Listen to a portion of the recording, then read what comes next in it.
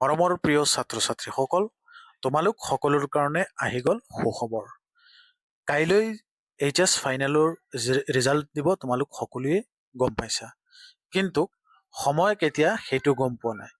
অলপ আগত মাননীয় শিক্ষামন্ত্ৰী মহোদয়ে তেওঁৰ ফেচবুক পেজত ধুনীয়াকে লিখিছে যে পূৰ্বে কৰা ঘোষণা অনুযায়ী উচ্চতৰ মাধ্যমিক চূড়ান্ত পৰীক্ষা 2026ৰ ফলাফল কাইলৈ পুৱা 10:30 বজাত ঘোষণা কৰা হ'ব। তাৰ পূৰ্বে পুৱা 7:30 বজাত আনুষ্ঠানিকভাৱে সংবাদ বিজ্ঞপ্তি প্ৰকাশ পাব।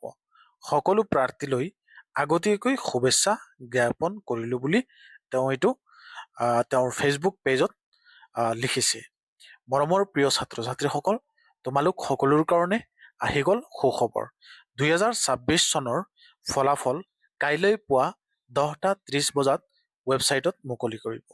আৰু তোমালোকে কেনেকৈ সোনকালে নিজৰ ৰিজাল্টটো 10:30 বজাৰ লগে লগে উলিয়াব পাৰি সেই বিষয়ে এটা গুৰুত্বপূৰ্ণ ভিডিঅ' মই আপলোড কৰি আছো আমাৰ চেনেলত।